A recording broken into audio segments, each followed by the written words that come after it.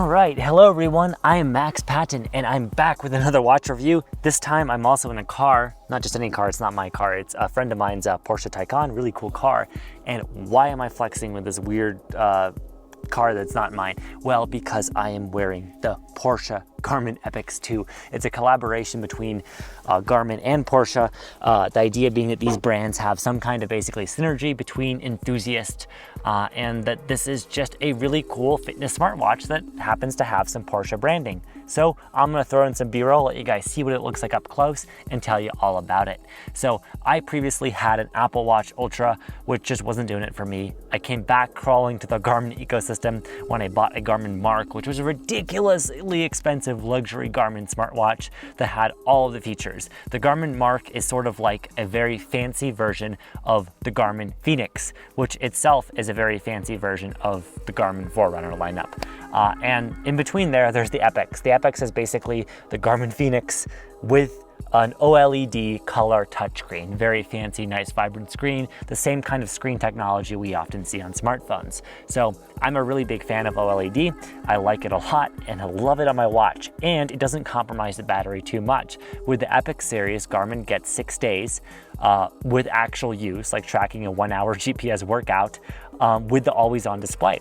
Now, I will say Garmin's always-on display is not as bright as Apple's, and so there's a little bit of fibbing there. And if you turn off the always-on display entirely and just rely on the wrist gesture or tapping the screen to wake it up, then you get up to 16 days, which is cool. A little bit on the optimistic side, but you could get over 2 weeks with it if you optimize that. However, it's a watch. I like to always have it showing the time. And let's get into this specific one, the Porsche model. Why do I have it? Well, I'm a car enthusiast. My job relates to cars and electric cars. So I really like the Porsche brand because who doesn't? And so when there's an opportunity for a Garmin cross-branding promotion for a Garmin watch, I'm into fitness, training for, an Ironman, all this, and then it has Porsche on it, of course I'll pay more. I mean, don't get me wrong, there's no other features on this beyond the Epix. However, that's not really the point of these kinds of collaborations. These collaborations are more just to kind of give you an expression of style and personality. That's exactly what I wanted. The Garmin Epix, I should note, standalone, is $1,000 for the Sapphire version that, has the nice materials and all the features. This version has all those features. It just has the Porsche badging, and I'll show you a few Porsche customizations, for car nerds. It's just $300 more expensive. It's $12.99 instead of $9.99. So, you pay an upcharge, but I was willing to do that because I thought, you know what, I'll make this my watch now. It's really cool. It expresses my personality. I should note, if you're watching this and all of this sounds way too expensive for you, just buy the Garmin Forerunner 965 or maybe even the 265. They just came out with them. They're new models in the Forerunner series for athletes. These watches aren't built as nicely as the ones I'm talking about, but they have all the same features more or less, especially the 965. And they're much cheaper and lighter. So if you're an athlete and you don't care about any of this fancy stuff, stop watching this video right now and just buy one of those cheaper Forerunners. They are much better values for money. They have the same screen, only slightly worse battery life. Anyhow, back to this. Why would Porsche and Garmin work together on a smartwatch? Well, good question. But when I thought about this collaboration, it actually made more sense to me the more and more I thought about it. So let's get this off the bat, right? I've talked about all these Garmin watches, the Fenix, the Epix, the Forerunner series with 3 digits and all this stuff. I mean, they have such a complicated lineup of watches for enthusiasts. Who else has a very complicated lineup of tons of models and various versions of 911 and Boxster and Cayman and, oh wait, Porsche. It's not a perfect analogy, but I do think that enthusiast brands do have, in some ways, something common across them, even across different industries. And Porsche being no stranger to not just, making cars, but motorsport and racing, it makes sense that they would collaborate with Garmin, a company that also targets athletes of a different sense in some ways.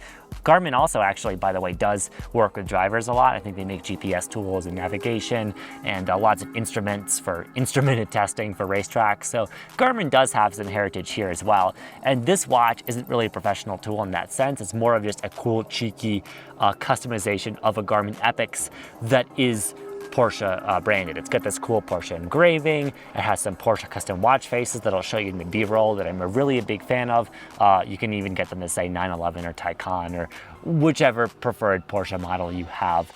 So I, in hindsight, or I should say, sorry, in summary, I really like this watch. And also I think this analogy of brands goes further, because Garmin being an enthusiast brand and Porsche being an enthusiast brand, it makes me think of the future of both of these companies. I mean, let's think about it. What is Garmin's big competition? What was I wearing on my wrist before this? An Apple Watch Ultra. And let's see, what other kind of enthusiast-driven company is competing against a California tech startup who's very vertically integrated and very good at what they do? Porsche, Tesla, Garmin, Apple. Do you see the lines I'm driving here? They're not perfect. I do think, to be honest, Tesla is doing a much better job at competing with Porsche than Apple is with Garmin, but I digress. My point is that, you know, there's several ways to express yourself in this world, several different personalities and styles we can have, and I've gone in my life, as I've just, I don't know, gotten a little older, more towards being an enthusiast, and I like that. You know, I went away from Apple towards Garmin, and my taste in cars used to be, you know, when the Tesla Model S came out, I was really excited about electric cars. I still absolutely am, don't get me wrong, but I'm particularly excited about what manufacturers like Porsche are doing with electric cars as opposed to Tesla. Not to say Tesla makes bad electric cars at all, or bad at what they do.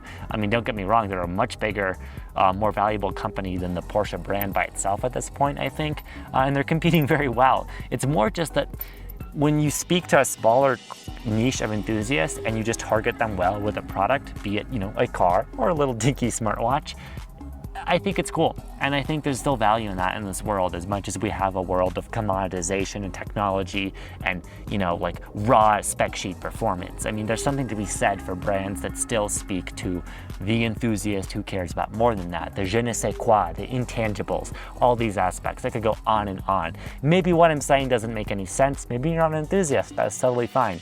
But I do like this Garmin Porsche Epics Edition, and I do hope that Porsche and Garmin work together in the future on more collaborations. Maybe once there's a next-gen Epics, or even a Forerunner, or another mark, or who knows, make a driver edition, make a racing edition, go even further, give it crazy carbon fiber accents. I don't know, do something cool. But in the meantime, I really enjoyed this Epics Gen 2 Porsche edition. I'm so glad I got it. It's just a fun little kind of way to express my love of cars and motorsport while I'm also tracking all my GPS activities with a Garmin Epic smartwatch.